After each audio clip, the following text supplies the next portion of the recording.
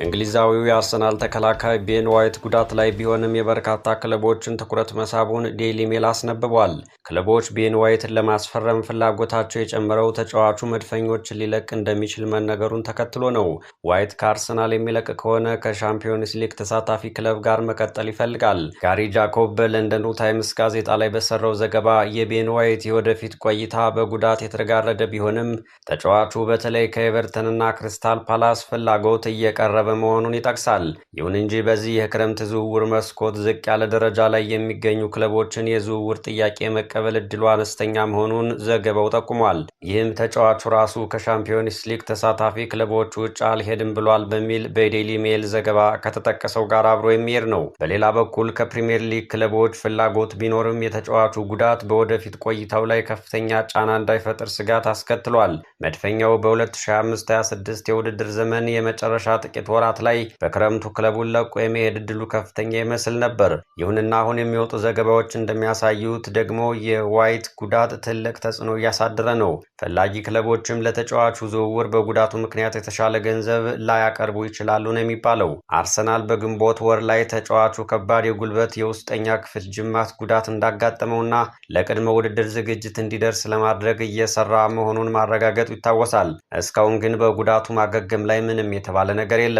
ተጫዋቹ በቅድመ ውድድር ወቅት ወደ ሜዳ ተመልሶ ሲጫወት ከታየ ክለቦች ፍላጎታቸውን ይበልጥ አጥብቀው ሊያቀርቡ ይችላሉ ተብሎ ይታመናል። አርሰናል ከዚያ በፊት ማንኛውንም አይነት ጥያቄዎች ካገኘ ክለቡ የሚፈልገው አይነት የገንዘብ መጠን ባይሆን እንኳን ተጫዋቹን ሊሸጠው እንደሚችል ፍንጭ ሰጥቶ ነበር። ዋይት ደግሞ ከፍ ያለ ደረጃ ላይ የሚገኝ ክለብ ካልሆነ አልሄድም የሚል አቋም አለ ይባላል። እነዚህ የግራ ቀኝ መረጃዎች ሲመዘኑ ታዲያ ቤን ዋይት የትም የመሄድ እድሉ ጠባብ እንደሆነና በኤምሬትስ እንደሚቆይ ማመን ይበልጥ ምክንያታዊ እንደሚሆን የሚጠቁሙ ዘገባዎች አሉ።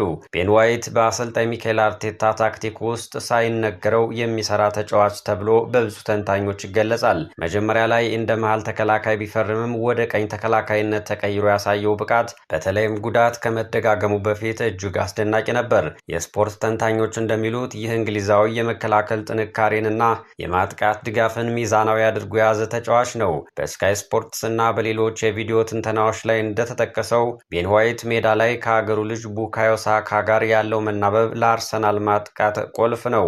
ሳካ ወደ ውስጥ ቆርጦ ሲገባ ዋይት በውጭ በኩል በመሮጥ ተከላካዮችን ይስባል። ይህ ደግሞ ለሳካ የመጫወቻ ክፍተት ይፈጥርለታል። በዚህ አይነት ያጨዋወት ስልት ጎሎች ሲቆጠሩ እናስታውሳለን። ከዚህ ባሻገር ተጫዋቹ የኳስ አጠቃቀሙ እጅግ የተረጋጋ በመሆኑ አርሰናል ከኋላ መስርቶ ለሚጫወተው ኳስ ትልቅ እገዛ ያደርጋል በሚል ይሞገሳል። በተጨማሪም በትላልቅ ጨዋታዎች ላይ የሚኖረው የአእምሮ ጥንካሬ በተንታኞች ዘንድ ትልቅ አድናቆት ያተረፈለት ነው። እናም ቤን ዋይት ከክለቡ የሚለቅ ከሆነ ጥቅምም ጉዳትም ይዞ የሚመጣ ነው በሚለው ብዙዎች ይስማማሉ። የመጀመሪያው እንደ ጉዳት የሚታየው ተጫዋቹ ከሌለ ቡካዮ ሳካ በቀኝ መስመር ላይ የሚረዳውንና በደንብ የሚናበበውን የቅርብ አጋሩን ያጣል እንደማለት ይሆናል። በዚህ ስፍራ ላይ በድንቅ ብቃት ላይ ያለው ዩሪያን ቲምበር የሚገኝ ቢሆንም ድንገት ተጫዋቹ ቢጎዳ ሌላ ተጫዋች ያስፈልጋልና አዲስ የሚመጣው ተጫዋች ከሳካ ጋር ተመሳሳይ ኬሚስትሪ ለመፍጠር ጊዜ እንዲወስድበት ሊያደርግ ይችላል። በተያያዘ ቤን ዋይት በቀኝ ተከላካይነት ብቻ ሳይሆን ቡድኑ ሲፈልግ በመሃል ተከላካይነት አልፎ ተርፎም በመሃል ሜዳ የተከላካይ አማካይ ላይ መጫወት የሚችል ነው። በእርግጥ ይሄኛው አማራጭ ተጫዋቹ ቢቀጥልም እንኳን ሜዳ ላይ የመታየት እድሉ አነስተኛ ነው። ቢሆንም ግን እሱን ማጣት የቡድኑን ጥልቀት ይጎዳል የሚሉ ብዙዎች ናቸው። በሌላ በኩል ቤን ዋይት ከአርሰናል ቢለቅ ክለቡ ይበልጥ ወደ መሃል ሜዳ ገብቶ መጫወት የሚችል አዲስ ተጫዋች በማምጣት የቀኝ መስመር ታክቲኩን ሙሉ በሙሉ ማደስ ያስችለዋል። ይህ ከሆነ መልካም አጋጣሚ ነው። እንደ ዩሪያን ቲምበር ያሉ ተጫዋቾችም በቀኝ ተከላካይነት ቦታ ላይ ያለ ተቀናቃኝ ቋሚ ሆነው ይጫወታሉ። ቤን ዋይት ከቅርብ ጊዜ ወዲህ በቂ የመጫወቻ ሰዓት ባለማግኘቱ ቅሬታ ሲያሰማ እንደነበርም ይታወሳል። የሆነ ሆኖ አርሰናል ዋይት ሊለቅ ይችላል በሚል ክፍተቱን ለመሙላት 10 ያህል የተለያዩ ተጫዋቾችን አማራጭ አድርጎ ማዘጋጀቱ ተሰምቷል። ከነዚህ መካከልም የዌስትሃም ዩናይትዱ አሮን ዋን-ቢሳካ አንዱ ነው ተብሏል። ወደ ዓለም ዋንጫው መረጃዎች ስናልፍ በዓለም እግር ኳስ መድረክ ላይ ደምቆ የኖረው የክርስቲያኖ ሮናልዶ የዓለም ዋንጫ መድረክ ያለ ዋንጫ ማክተሙ ተረጋግጧል። ፖርቹጋል ወደ ሩብ ፍጻሜው ለመሻገር ከስፔን ጋር ያደረገችው ጨዋታ በሚኬል ሜሪኖ የመጨረሻ ደቂቃ ጎል ሩጫዋ ተደምድሟል። ለ90 ደቂቃዎች ያህል በከፍተኛ ጥንቃቄና ውጥረት የተሞላው የፖርቹጋልና ስፔን ጨዋታ ወደ ጭማሪ ሰዓት ያምራል ተብሎ ሲጠበቅ ከስፔን ተጠባባቂ ወንበር የተነሱ ሁለት ተጫዋቾች በጥምረት የጨዋታውን ብቸኛ ጎል ፈጥረዋል። ፌራን ቶሬዝ ያቀበለውን ድንቅ ኳስ ሚኬል ሜሪኖ የፖርቹጋሉን ግብ ጠባቂ ዲየጎ ኮስታን አዘናግቶ መረቡ ላይ ማሳረፍ ችሏል። ይህም የእግር ኳስ ንጉሱን ክርስቲያኖ ሮናልዶ ጉዞ ቋጭቷል። ከ4 ዓመታት በፊት በኳታር የዓለም ዋንጫ ፖርቹጋል በሞሮኮ ስትሸነፍ በወቅቱ የ37 ዓመት ጎልማሳ የነበረው ሮናልዶ ሜዳውን በእንባ ተሞልቶ ሲለቅ የዓለም ዋንጫ ጉዞው ያበቃ መስሎ ነበር። ሆኖም ግን በዋና አሰልጣኙ ሮቤርቶ ማርቲኔዝ ያልተገደበ እምነትና የመጫወቻ ጊዜ የተሰጠው ሮናልዶ የታሪኩን ማጠቃለያ ውብ ለማድረግ ሌላ ዕድል አግኝቶ ነበር፣ ግን አልሆነም። አሁንም እያነባ ከሜዳ ተሰናብቷል። ይህ የመጨረሻው የዓለም ዋንጫ ጨዋታው መሆኑን በይፋ በተናገረበት መድረክ ሮናልዶ በ90 ደቂቃ ውስጥ ኳስን መንካት የቻለው 19 ጊዜ ብቻ ነበር። በመጀመሪያው አጋማሽ 12 ጊዜ ብቻ የነካ ሲሆን ይህም በዓለም ዋንጫ ታሪኩ ዝቅተኛው ሆኖ ተመዝግቧል። በሁለተኛው አጋማሽ ደግሞ ኳስ የነካው 7 ጊዜ ብቻ ነበር። ከ80ኛው ደቂቃ በኋላ ደግሞ ኳስና ሮናልዶ ጨርሶ አልተገናኙም። የፖርቹጋል ከውድድር መውጣት የክርስቲያኖ ሮናልዶን የዓለም ዋንጫ ታሪክ በይፋ እየደመደመም ሆኗል። 5 ጊዜ የባሎንዶር ሽልማትን ያሸነፈው 8 የሊግ ዋንጫዎች እና 5 የሻምፒዮንስ ሊግ ድሎችን ያሳካው ይህ ድንቅ እግር ኳሰኛ የዓለም ዋንጫ ክብር ግን ከዘላቂ ተቀናቃኙ ሊዮኔል ሜሲ በተቃራኒ ሊሳካለት አልቻለም። ይህ ተጫዋቹን ያሳዘነ ጉዳይ ነው። ከጨዋታው መጠናቀቅ በኋላ እሱ እንዳለው ግን ለሀገሩ ብዙ ጥሯል። ከኔ በፊት ፖርቹጋል ምንም ስኬት አልነበራትም ያለው ሮናልዶ እኔ ግን 3 ዋንጫዎችን እንድታገኝ አድርጌያለሁ ሲል ተናግሯል።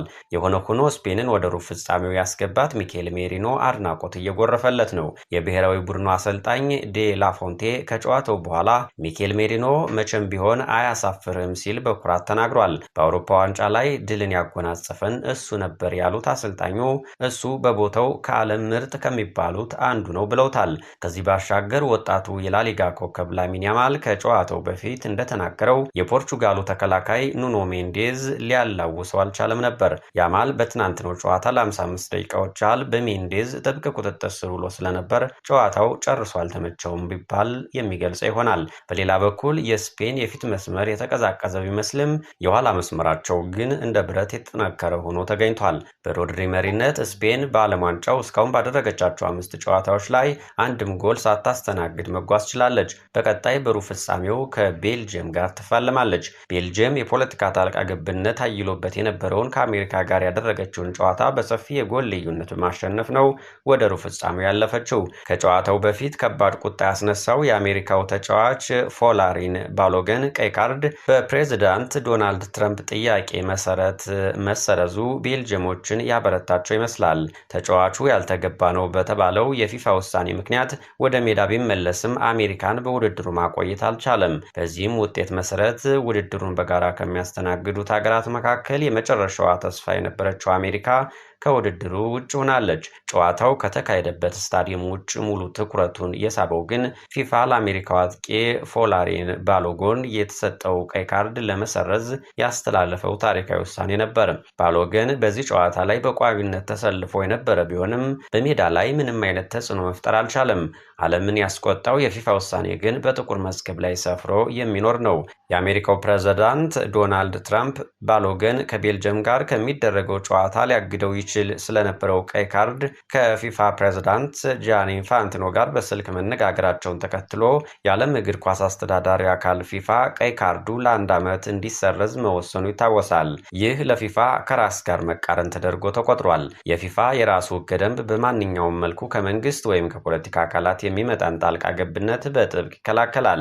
ቀደም ሲል ፊፋ መሰል ጣልቃ ገብነቶች በተስተዋሉባቸው ሀገራት ላይ ጠንካራ ማዕቀቦችን ሲጥል መቆየቱ ይታወሳል። ኩዌትና ኢንዶኔዥያ በመንግስት ጣልቃ ገብነት ምክንያት ከ2018 የዓለም ዋንጫ ማጣሪያ ውድድር መገለላቸው አይዘነጋም። ይህ አካሄድ ግን ለአሜሪካ የማይሰራ ሆኖ ተገኝቷል።